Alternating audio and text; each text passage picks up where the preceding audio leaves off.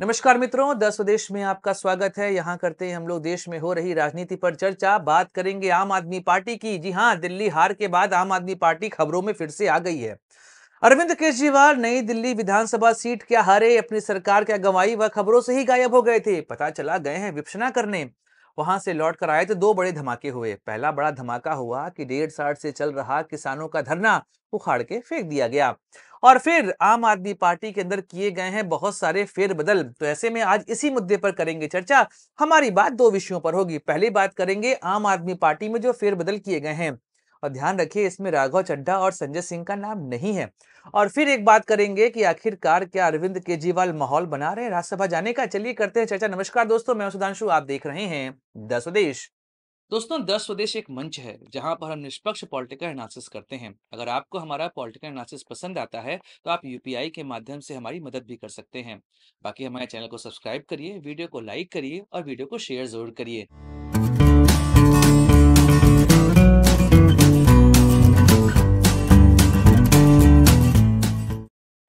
दोस्तों, नवंबर 2024 का महीना याद करिए। अरविंद केजरीवाल का वह कॉन्फिडेंस कि इस बार तुम्हें सत्ता में लौटकर आने वाला हूं, कौन मुझे रोकेगा। जनवरी आते आते तो माहौल एकदम चरम सीमा पर पहुंच चुका था कि यहां पर हराने के लिए अभी कोई पैदा ही नहीं हुआ। अरविंद केजरीवाल का वह भाषण जो उन्होंने विधानसभा में दिया था कि मोदी जी दूसरा जन्म ले लेंगे तब भी मुझे यहां पर नहीं हरा पाएंगे और दिल्ली के मालिक हम हैं।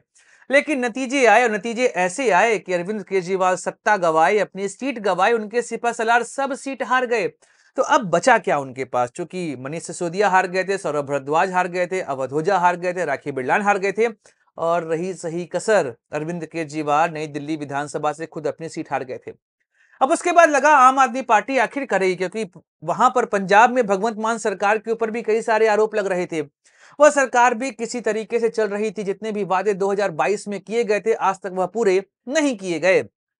ऐसे में दिल्ली की सत्ता गई और पंजाब की सत्ता जाने वाली थी। तो इसको लेकर अब यह हुआ कि भैया कैसे करके पंजाब की सत्ता को बचाया जाए।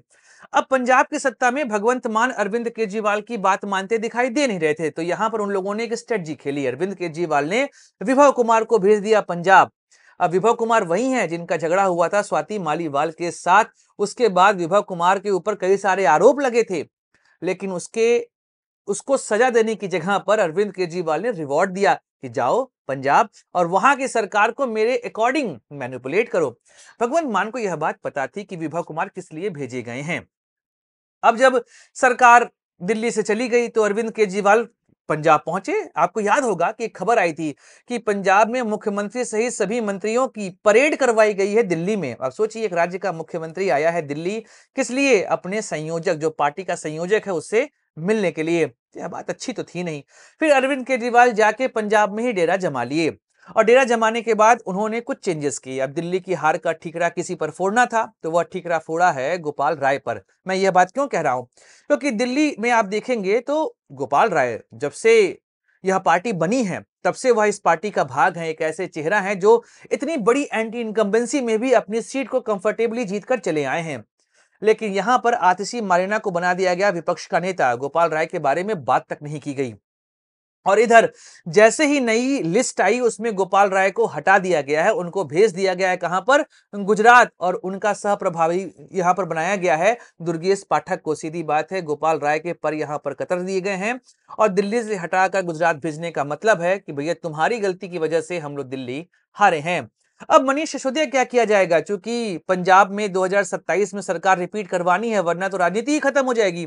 तो 27 में राजनीति फिर से रिपीट हो, इसके लिए अपने सबसे करीबी और भरोसेमंद मनीष सिसोदिया को इन लोगों ने यहां पर बनाया है पंजाब का प्रभारी। अब मनीष सिसोदिया को पंजाब के प्रभारी बनाने का मतलब यह है कि अरविंद केजरीवाल इनडायरेक्टली तरीके से पंजाब की सत्ता को अपने पास रखने का प्रयास कर रहे हैं।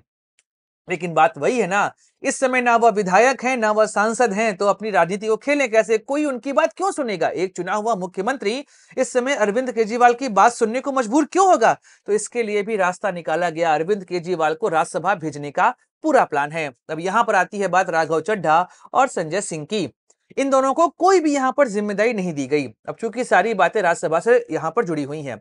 याद करिए, जब स्वाति मालीवाल के ऊपर विभव कुमार ने हमला किया था, जिस पर एफआईआर भी हुई है, और उसके बाद संजय सिंह से पूछा गया, प्रेस कॉन्फ्रेंस हुई थी, उन्होंने कहा कि हाँ, जो खबरें हैं वह सही हैं, ऐसी दुर्व्यवहार की घटना हमारे यहाँ पर हुई है और इसके लिए हम यहाँ पर पूरा संज्ञान ले रहे हैं।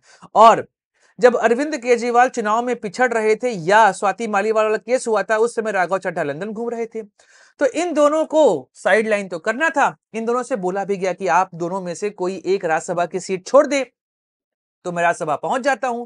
स्वाति मालीवाल से बोलने की तो हिम्मत थी नहीं।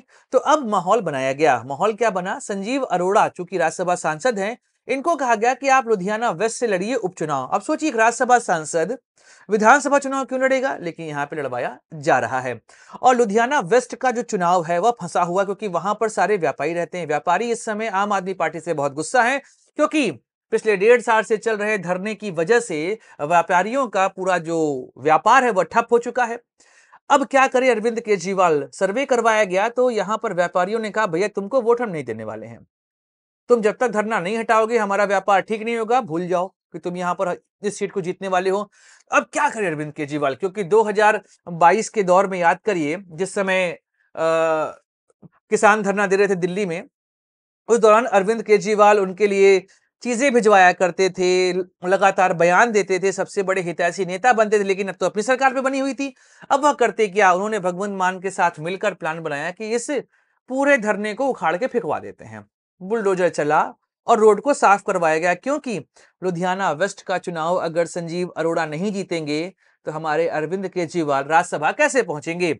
वहां पर पहुंचने के लिए सारा माहौल यहां पर बनाना पड़ा और इस वजह से आप देखेंगे इस पूरे धरने को उखाड़ के फेंक दिया गया है और अरविंद केजरीवाल के लिए माहौल बनाया जा रहा है कि वो लुधियाना वेस्ट में संजीव अरोड़ा जीते तो वह उस खाली सीट पर कहां पहुंच जाए राज्यसभा। यह पूरी कवायद यहां पर मुझे जो समझ में आ रही है।